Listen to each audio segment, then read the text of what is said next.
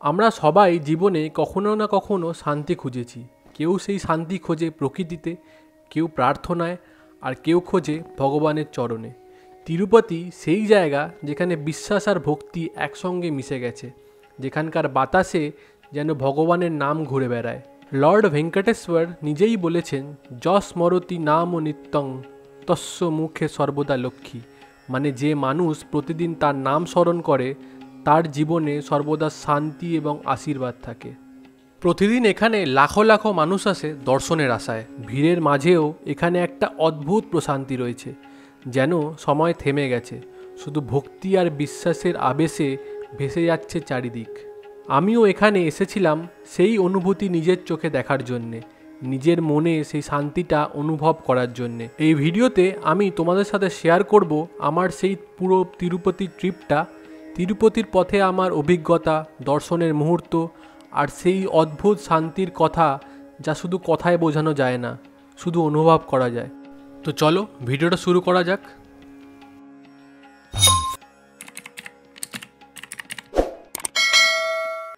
দিনটা ছিল 4 অক্টোবর। আমরা 4জন বন্ধু মিলে একদম হঠাৎ করেই এই ট্রিপটা প্ল্যান করেছিলাম। আগে থেকে কোনো কিছু প্ল্যান ছিল না, তাই আমাদের অনেক জায়গায় একটু স্ট্রাগলও করতে হয়েছে। সেই সব কিছুর অভিজ্ঞতা আমি তোমাদের সাথে শেয়ার করব এই ভিডিওটার মাধ্যমে। বেরিয়ে পড়ছি তিরুপতির উদ্দেশ্যে। আমরা ব্যাঙ্গালোর থেকে যাত্রা শুরু করেছিলাম এসবি ট্যুর অ্যান্ড ট্রাভেলসের সঙ্গে। পুরো ট্রিপটাই তাদের একটা প্যাকেজ ছিল, ব্যাঙ্গালোর থেকে তিরুপতি, আবার তিরুপতি থেকে ব্যাঙ্গালোর ফেরার পুরো আয়োজনটাই ছিল তাদের। রাত প্রায় 8টার দিকে আমরা বাড়ি থেকে বেরিয়েছিলাম কেয়ারপুরামের দিকে, কারণ আমাদের সেখানেই ছিল পিক আপ পয়েন্ট, কেয়ারপুরাম বাস স্ট্যান্ডে।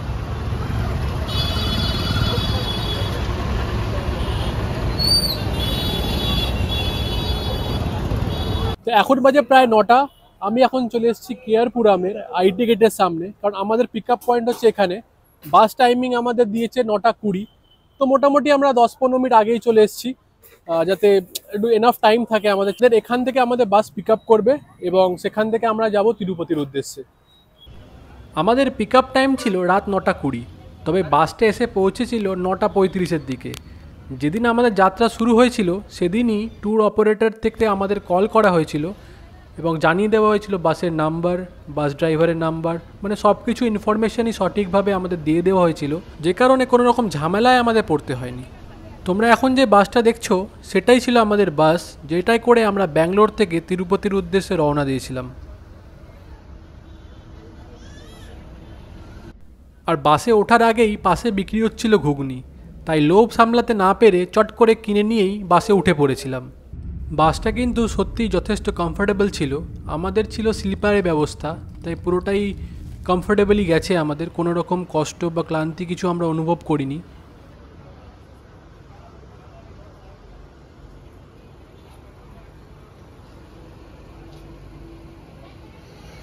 তো কেয়ারপুরাম থেকে বাস ছাড়ার পরে এটাই আমাদের ফার্স্ট স্টপেজ ছিল।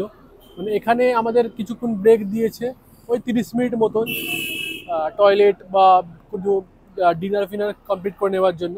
কারণ এখানে এরপরে কিন্তু আর কোনো স্টপেজ থাকবে না, ডাইরেক্ট একদম তিরুপতিতে গিয়ে। তো এখানে তোমরা দেখতে পাচ্ছ অনেক কটা বাস এখানে দাঁড়িয়ে আছে অলরেডি। মানে আমার মনে হয় যে কটা বাস এখান থেকে এই ব্যাঙ্গালোর থেকে ওই দিকে যায় সব কটাই বেশিরভাগটা এখানে এসে দাঁড়ায় একটা হল্টের মতন। তো এখানে এসে দাঁড়িয়ে আছি, কিছু আমরা এখানে হয়তো খাবো দাবো, দিয়ে আবার কিন্তু আমরা যাত্রা শুরু করব। তো আমরা জাস্ট কিছুক্ষণ আগে পৌঁছালাম তিরুপতিতে। এখন বাজে প্রায় 3:15 কাছাকাছি। তো বিফোর টাইমে পৌঁছে গেছিলাম। মানে আমাদের বলা হয়েছিল 3:30-এর মধ্যে পৌঁছাবো, তো তার আগেই পৌঁছে গেছি এখন। তো এরপরে আমাদের এখানে মানে ফ্রেশন আপ হওয়ার জন্য একটা রুম দিয়েছে। তোমরা দেখতে পাচ্ছ রুমটা, মানে মোটামুটি কাজ চালানোর মতন এক রুম দিয়েছে। এখানে বেড আছে, আহ, এই যে তোমরা দেখতে পাচ্ছ একটা টিভি রয়েছে, দুটো চেয়ার, একটা বেড রয়েছে, আর এই হচ্ছে তোমাদের ওয়াশরুম, মোটামুটি ক্লিন। একটা ওয়ার্ড্রোবও রয়েছে এখানে। তো তো মোটামুটি কাজ চালানোর জন্য একদম পারফেক্ট আমার যে মনে হয়। তো 1 ঘন্টা আমাদের হাতে টাইম দিয়েছে ফ্রেশ আপ হওয়ার জন্য। তো ফ্রেশ হয়ে আমাদের যেতে হবে নিচে, সেখানে আমাদের দেবে ব্রেকফাস্ট। আর এখানে এসে যেটা জানতে পারলাম, মানে আমাদের যে গাইড রয়েছে সে বলল যে আগের দিন যারা এসছে, মানে আমাদের বলা হয়েছিল মোটামুটি লাইনে, তিরুপতির লাইনে দর্শনের জন্য 4 থেকে 5 ঘন্টা টাইম লাগবে, কিন্তু এই দশেরা দিওয়ালি, এই দিওয়ালির টাইমটায় প্রচুর রাশ থাকে। তো সে বলল যে যারা আগের দিন গেছে, মানে আগের দিন সকালবেলা দর্শনের জন্য বেরিয়েছে, তারা কিন্তু এখনো অবধি এসে পৌঁছায়নি। তো জানি না, মানে 24 ঘন্টার ওপরেও লাগতে পারে আমাদের লাইনে। তো সেটা আমি এখনো বুঝতে পারছি না কতক্ষণ টাইম লাগবে। তো এটা একটা বড় টেনশনের ব্যাপার। তো তোমাদের সাথে ভিডিওটায় সবকিছু শেয়ার করব, আমি কিভাবে দর্শন করছি, কিভাবে সবকিছু লাইন হচ্ছে, কি অ্যারেঞ্জমেন্ট, সবকিছু এই ভিডিওটার মধ্যে শেয়ার করব। তো ভিডিওটা পুরোটা দেখতে থাকো। তো তোমরা এখন দেখতে পাচ্ছ আমি একদম ফুল গেট আপে রেডি হয়ে গেছি যাওয়ার জন্য। তো ফার্স্টে আমাদের যেটা করতে হবে, সেখানে দেখতে পাচ্ছ পেছনে অনেক ব্রেকফাস্ট আছে। তো ব্রেকফাস্টটা করেই আমরা কিন্তু বেরিয়ে যাবো তিরুপতির জন্য। নিতে হচ্ছে এখানে, এখানে এটা কি রয়েছে, পোঙ্গল, ইডলি রয়েছে, দো ইডলি দিয়ে দো। বড়া এটা রয়েছে, এই যে চাটনি রয়েছে, হ্যাঁ রেড চাটনি, আর এটা সাম্বার, এখানে হোয়াইট চাটনি।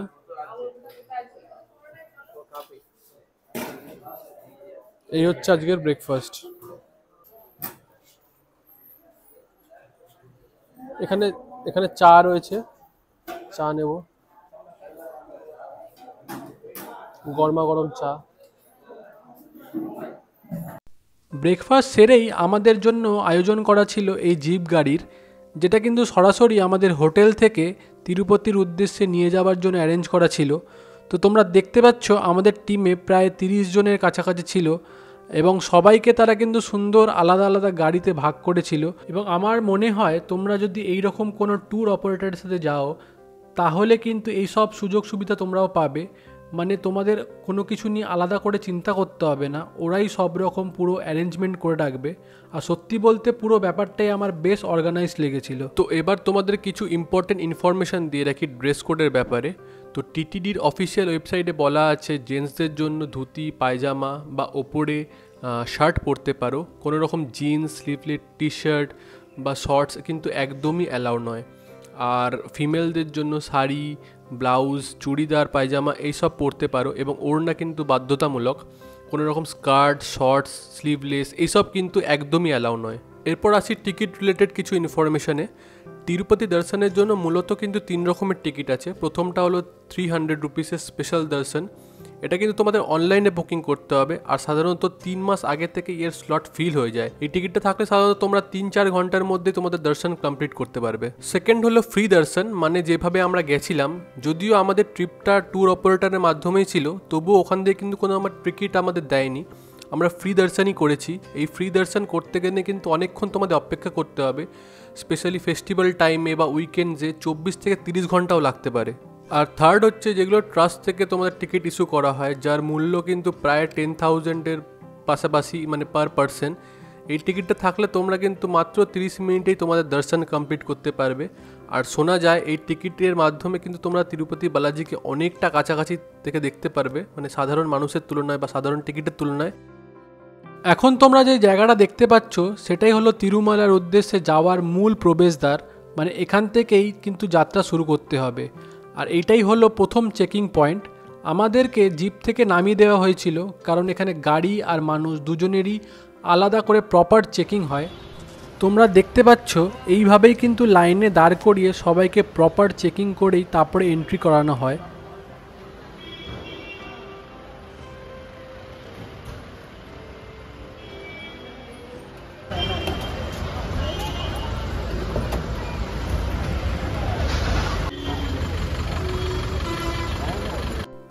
তো সব কিছু চেকিং করানোর পর আবার আমরা গাড়িতে উঠে যাত্রা শুরু করলাম তিরুমালার উদ্দেশ্যে। তোমাদের ভিডিওর শুরুতেই যেমনটা বলেছিলাম, আমরা কিন্তু গেছিলাম এসবি ট্যুর অ্যান্ড ট্রাভেলসের মাধ্যমে, এবং প্রত্যেকজনের লেগেছিল 2,500 টাকা করে, যার মধ্যে ব্রেকফাস্ট ইনক্লুড ছিল।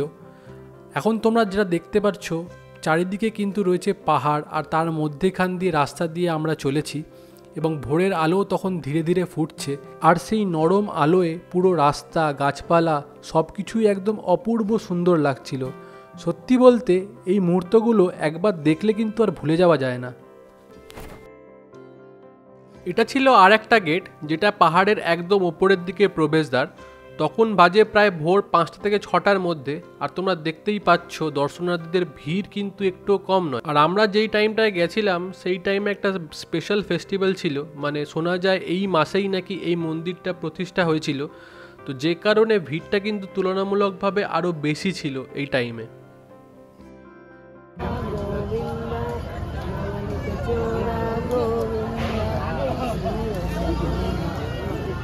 তো এখন আমি চলে এসেছি একদম টপে, যেখানে মানে তিরুমালা টেম্পলটা রয়েছে, তো সেটারই দর্শন করতে আমরা এখন যাব। নিচ থেকে ওপরে আসতে মোটামুটি 1 ঘন্টার কাছাকাছি আমাদের লেগে গেছিলো, কিন্তু জ্যাম ছিল, এত গাড়ির ভিড়, তো সব মিলিয়ে কিন্তু অনেকটা টাইম লেগে গেছিলো। তো এখন থেকে আমরা এখানে যাত্রা শুরু করব, তো ভিডিওটা পুরোটা দেখতে থাকো, আশা করি ভালো লাগবে। আচ্ছা, আমাদের গাইড চলে এসছে। রুম নাম্বার হ্যাঁ হ্যাঁ, গাইড গাইডেন্স দেবে। তোমরা দেখতে পাচ্ছ আমাদের পেছনে কিন্তু আমাদের দাঁড়িয়ে আছে গাইড, তো ওকেই আমাদের ফলো করে যেতে হবে পুরো দর্শনটাতে। ওই আমাদের গাইড করে নিয়ে যাবে ওখানে এবং দর্শন করব আমরা। আর মাঝখানে তোমরা জানি না আমি কতটা ফোন অ্যালাউ করবে সেখানে, যতটা পারবো তোমাদের সাথে শেয়ার করার চেষ্টা করব। ভিডিওটা পুরোটা দেখতে থাকো। ದರ್ಶನ ನೈಟ್ ಆಗುತ್ತೆ ಕನ್ಫರ್ಮ್, 1-2-3 ಗಂಟೆ ಆಗುತ್ತೆ. ದರ್ಶನ ಮಾಡ್ಬೋದು. ದರ್ಶನ ದೇವಸ್ಥಾನದ ಆಚೆ ಬರಬೇಕು ಬಂದ ತಕ್ಷಣ ದೇವಸ್ಥಾನ ಪಕ್ಕದ ಲಾಸ್ಟಲ್ಲಿ ಹೋಗ್ಬೇಕು. ಅಲ್ಲಿ ನಿಮ್ಗೆ ಲಡ್ಡು ಕೌಂಟರ್ ಇದೆ, ಲಡ್ಡು ಇಸ್ಕೊಂಡ್ಬಿಟ್ಟು ನಿಮ್ಗೆ ಟಿಕೆಟ್ ಕೊಂಡು ಲಡ್ಡು ಕೊಡ್ತಾರೆ. ಎಕ್ಸ್ಟ್ರಾ ಲಡ್ಡು ಅಲ್ಲಿ ಕಾಸು ಕೊಟ್ಟು ಕೊಡ್ತಾರೆ. ಲಡ್ಡು ಇಸ್ಕೊಂಡ್ಬಿಟ್ಟು ಮತ್ತೆ ದೇವಸ್ಥಾನ ಮುಂದೆ ಬರಬೇಕು. ಸ್ವಲ್ಪ ಮುಂದೆ ನಡ್ಕೊಂಬಂದ್ರೆ ಮಿಟ್ಲಿ ಹತ್ತಿರದಲ್ಲಿ लाइन में चलती रहना, थोड़ी देर आपको लाइन में चले रहना, फिर वेटिंग हॉल मिलेगा। এখান থেকে আমাদের লাইন শুরু হচ্ছে, এখান থেকে আমাদের যাত্রা শুরু। এই তোমরা দেখতে পাচ্ছ এটা খাঁচার মতন, কেভের মতন বানানো, এই যে এখান থেকে আমাদের যাত্রা শুরু।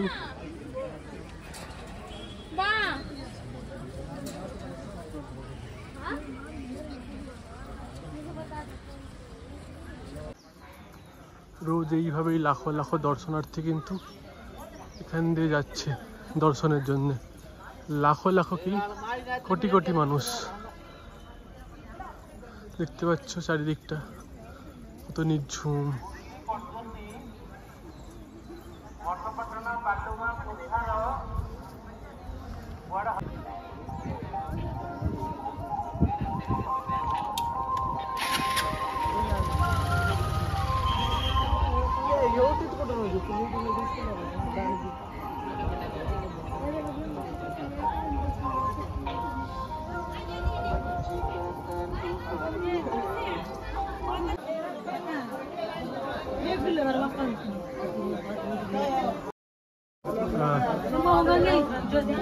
যেমনটা তোমরা দেখলে ওখানে লেখা ছিল এক্সপেক্টেড টাইম 30 আওয়ার্স, মানে হয়তো আমাদের 30 ঘন্টা টাইম লাগতে পারে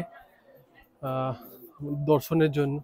তো এখন অনেক দূর যেতে হবে আমাদের, অনেক কটা গেট পেরিয়ে পেরিয়ে, এটা আমি দেখতে পাচ্ছি 64 নম্বর গেট, এরকম অনেক কটা গেট কিন্তু আমাদের পেরিয়ে পেরিয়ে যেতে হবে। প্রচুর বড় একটা লাইন।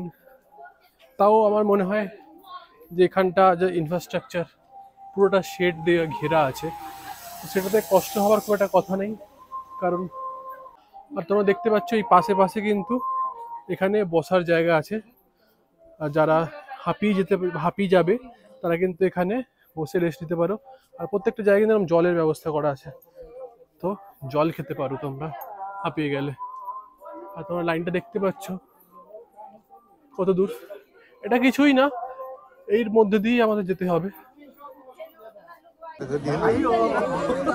গোবিন্দা গোবিন্দা গোবিন্দা গোবিন্দা গোবিন্দা গোবিন্দা গোবিন্দা গোবিন্দা গোবিন্দা।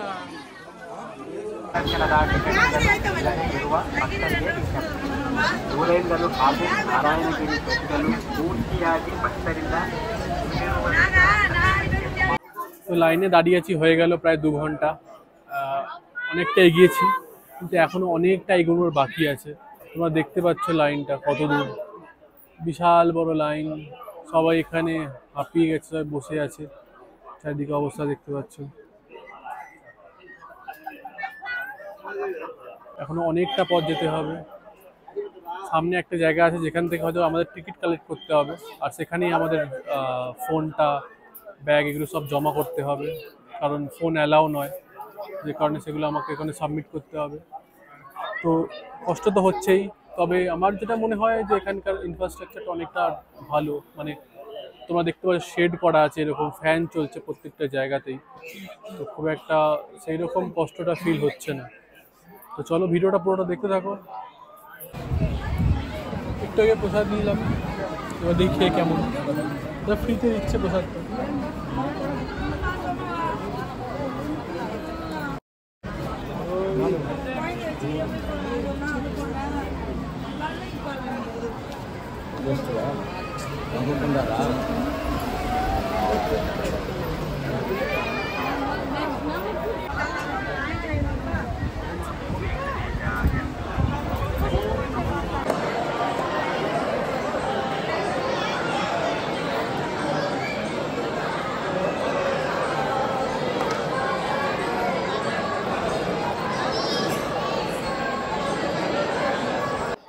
তো প্রায় 7 ঘন্টা লাইনে দাঁড়ানোর পরে আমাদের একটা ওয়েটিং হলে দিয়েছি সবাইকে। তোমরা দেখতে পাচ্ছ কতটা কনজাস্টেড, কতটা কেওস। প্রায় এখানে ধরো কম করে হলেও 1000 লোক তো রয়েছেই একটা ওয়েটিং হলে। তো এখান থেকে আমাদের ওয়েট করতে হবে কতক্ষণ আমি ঠিক এক্স্যাক্টলি জানি না। তো আমাদের কোনো ডেট মানে টাইম এখনো বলা হয়নি। তো আমরা এখানে ওয়েট করছি, মানে বিভিন্ন লোক বিভিন্ন রকমের কথা বলছে। কেউ বলছে 4 ঘন্টা ওয়েট করতে হবে, কেউ বলছে একদিনও লাগতে পারে। তো আমরা এখানে ওয়েট করছি।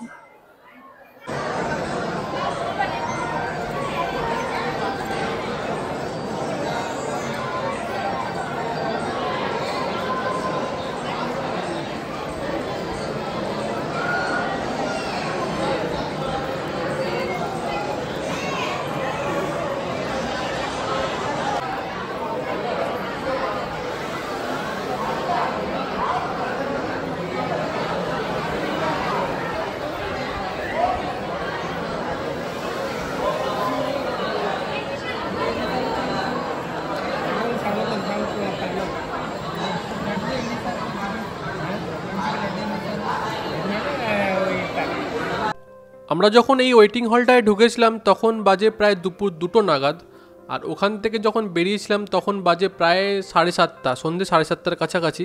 তো তোমরা ভাবতেই পারছো প্রায় 5.5 ঘন্টার কাছাকাছি আমাদের একটা ওয়েটিং ছিল এই ওয়েটিং হলেই। আর এবং এখান থেকেই কিন্তু আমাদের ফ্রি টিকিট দেওয়া হয়েছিল।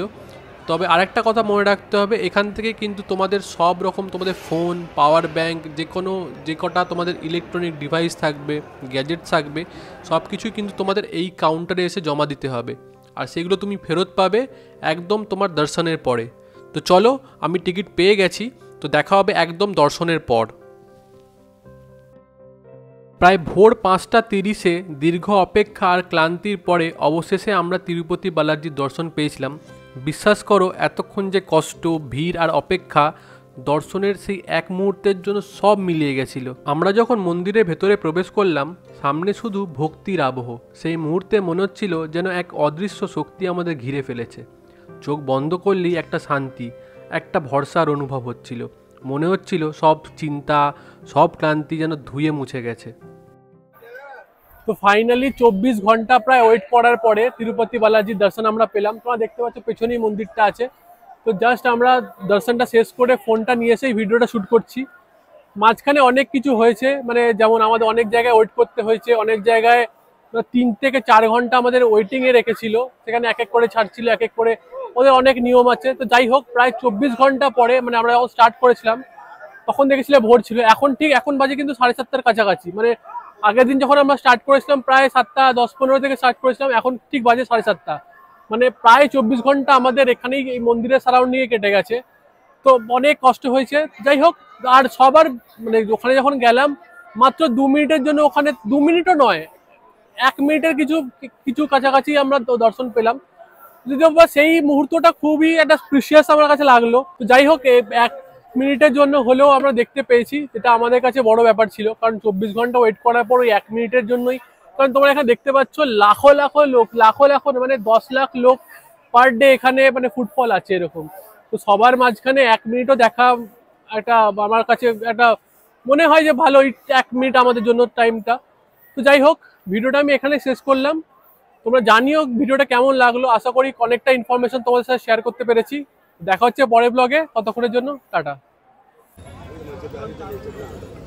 ফাইনালি প্রায় 25-26 ঘন্টা পরে খাবার খাচ্ছি, দারুণ লাগছে। শেষ।